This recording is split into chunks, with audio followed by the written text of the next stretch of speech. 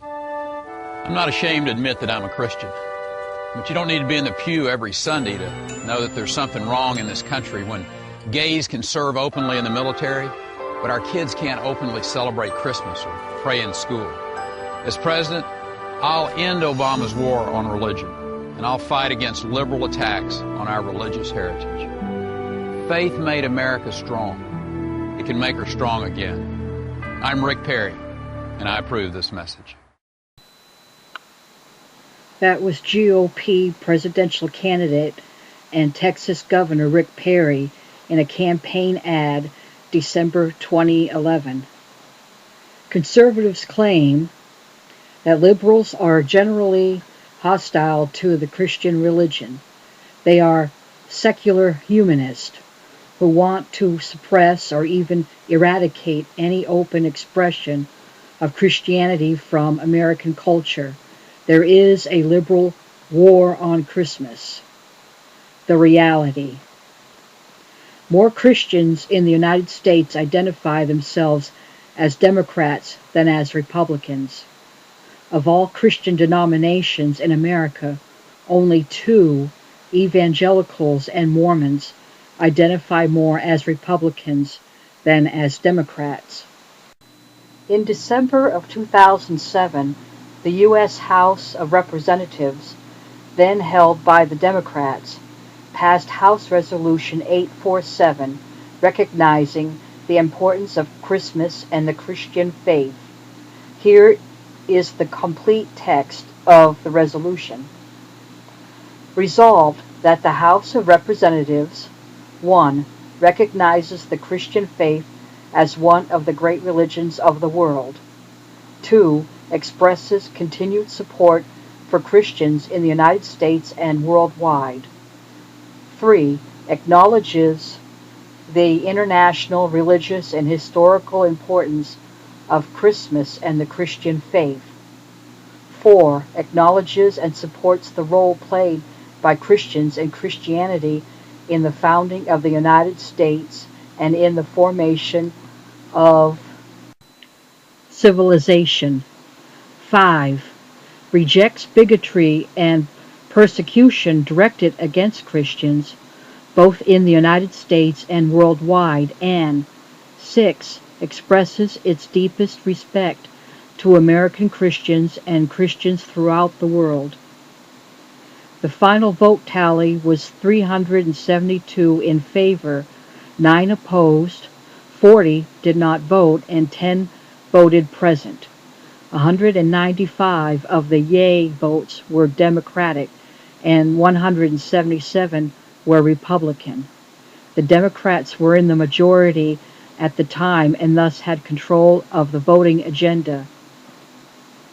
They could easily have prevented the bill from ever coming to a vote, but they didn't. Since entering the White House, the President and his family have attended services at numerous Christian churches in the Washington, D.C. area, including, according to the Politico, 19th Street Baptist Church, the Washington National Cathedral, Allen Chapel AME Church, Vermont Avenue Baptist Church, Metropolitan AME Church, Shiloh Baptist Church, and multiple services at St. John's Episcopal Church and Evergreen Chapel at Camp David. The benediction at Barack Obama's inauguration was delivered by Reverend Joseph Lowry, a minister in the United Methodist Church and a former president of the Southern Christian Leadership Conference, a position once held by Dr. Martin Luther King Jr., who was himself both a Christian minister and a liberal icon. Even the 2012 Democratic Party platform firmly embraces religion. Quote, "There is no conflict between supporting faith-based institutions and respecting our Constitution, and a full commitment to both principles is essential for the continued flourishing of both faith and country," unquote. If you are a Christian who thinks that you are being discriminated against, try this thought experiment. You go to the DMV to renew your driver's license, and there is a menorah in the lobby and a Star of David on the wall, predominantly displayed next to the American flag. Or imagine this: your kids come home from school and you ask how their day was. They tell you it was interesting. From now on, at certain appointed hours, all students and teachers will stop whatever they're doing and turn towards Mecca to offer a prayer to Allah. How would you react to this? If you find it disturbing but believe that it would be different if Christianity were the religion being promoted because America is a Christian nation, then you have a bone to pick with the Founding Fathers. The issue is not whether you are allowed to practice or to profess your own religion, but whether you are compelling others to profess and practice a religion not their own. This position is not only grounded in the liberal values of religious toleration and openness, it is dictated by the First Amendment to the U.S. Constitution itself. Quote, Congress shall make no law respecting an establishment of religion, nor prohibiting the free exercise thereof. Unquote.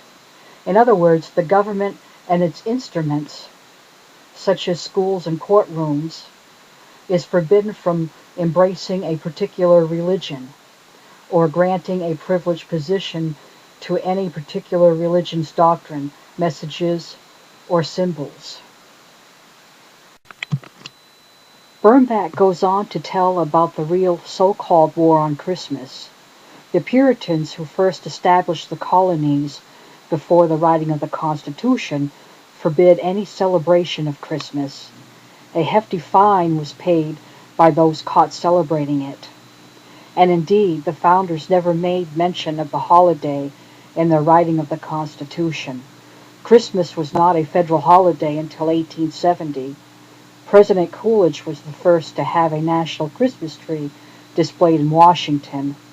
The lighting of the tree ceremony has been an annual tradition ever since then, and our tax dollars paid for it. Bernbach goes on to write, at the most recent ceremony, President Obama's remarks include the following Christian sentiments. More than 2,000 years ago, a child was born to two faithful travelers who could find rest only in a stable among the cattle and the sheep. But this was not just any child. Christ's birth made the angels rejoice and attracted shepherds and kings from afar. He was a manifestation of God's love for us, and he grew up to become a leader with a servant's heart who taught us a message as simple as it is powerful, that we should love God and love our neighbor as ourselves. That teaching has come to encircle the globe. It has endured for generations, and today it lies at the heart of my Christian faith and that of millions of Americans. No matter who we are, where we come from, or how we worship, it's a message that can unite all of us on this holiday season. So long. And from President Obama's remarks at the National Prayer Breakfast, February 2, 2012. That simple fact humbled me to my core.